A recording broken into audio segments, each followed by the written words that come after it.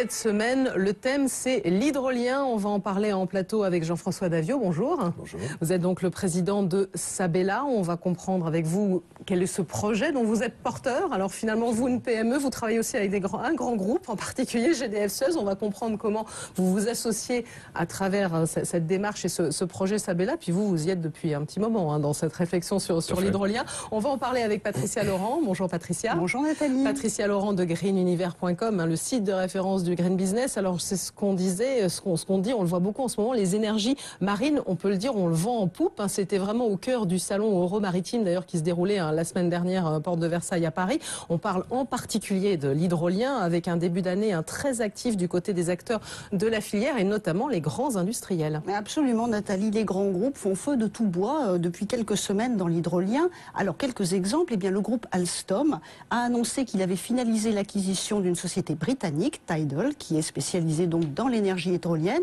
et qui appartenait auparavant à Rolls-Royce. Autre exemple, DCNS qui vient de débourser 130 millions d'euros, ce n'est pas rien, pour devenir l'actionnaire majoritaire de la société irlandaise Open Hydro qui est une autre société pionnière dans le domaine de l'hydrolien en Europe, dont DCNS était déjà actionnaire mais minoritaire. Et puis GDF Suez, que vous venez de citer et qui effectivement travaille avec Sabela, GDF Suez a signé aussi d'autres partenariats avec d'autres entreprises industrielles pour un projet pilote donc dans l'hydrolien toujours au Raz Blanchard à l'horizon 2016 dans cette zone qui est en fait une des zones les plus prometteuses pour l'énergie hydrolienne en France. On pourrait se poser cette question, pourquoi cet engouement? Alors effectivement, l'hydrolien, il y a un engouement et c'est tout simplement parce que c'est l'énergie maritime la plus prometteuse à court terme. Alors l'hydrolien, c'est un peu comme l'éolien, mais dans l'eau, si on résume un petit peu, on a une turbine avec un rotor de pale qui va capter les mouvements importants de masse d'eau. Alors pour l'instant, nous n'en sommes qu'à des expérimentations en France, on n'est pas encore au stade commercial, mais la France a un potentiel très important dans le domaine. Elle a, comme on le sait, beaucoup de côtes, beaucoup de mers, et donc un potentiel qui est estimé à une centaine de mégawatts en 2020 par EDF. Par rapport à l'Europe où on a un potentiel estimé entre 400 et 500 mégawatts, on voit que c'est une part importante. Une autre étude de l'Ifremer évalue le potentiel français à 400 mégawatts à court terme. Et puis à plus long terme, selon les projections, on peut évaluer à 3000 mégawatts environ le potentiel de l'hydrolien en France. C'est 20% du potentiel européen. Donc ça explique qu'il y ait beaucoup de mouvements en ce moment. Mais il faut dire aussi, Patricia, que c'est un marché très localisé.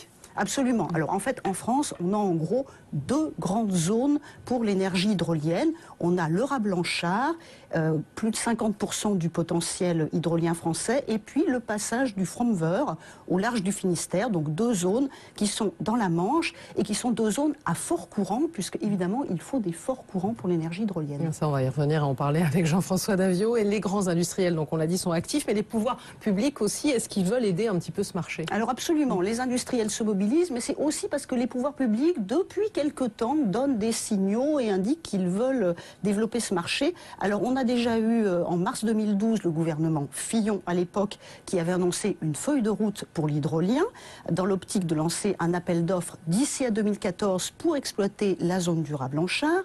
Aujourd'hui, on attend un appel à manifestation d'intérêt piloté par l'ADEME.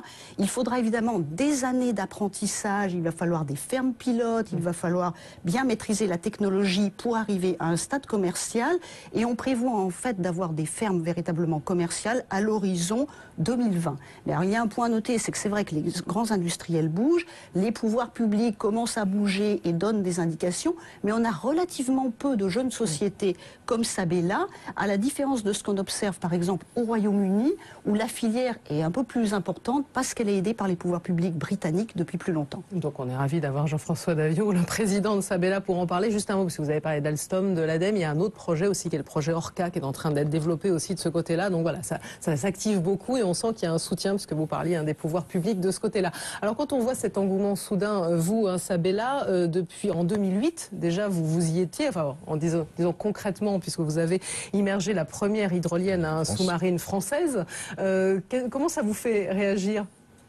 Je serais un peu plus sceptique que l'interlocutrice précédente parce que on voit effectivement des grands groupes aujourd'hui qui se bougent sur cette filière. Il y a un accompagnement fort, effectivement, une incitation forte, en tout cas politique, à travers Investissement d'avenir, qui s'est beaucoup mobilisé sur le sujet, un certain nombre d'AMI, sur des démonstrateurs, demain des fermes pilotes. C'est à l'aune, effectivement, de déploiements commerciaux d'ampleur.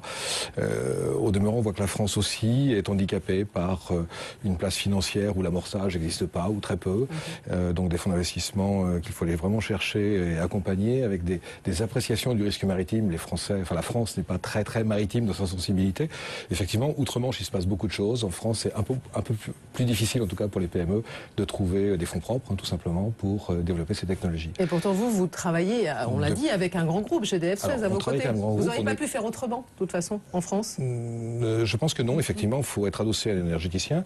Au demeurant, GDF Suez n'est pas actionnaire de Sabella. Ils ont à peu près qualifié notre technologie pour valoriser ce site du Front Vert, qui est un site effectivement tout à fait remarquable.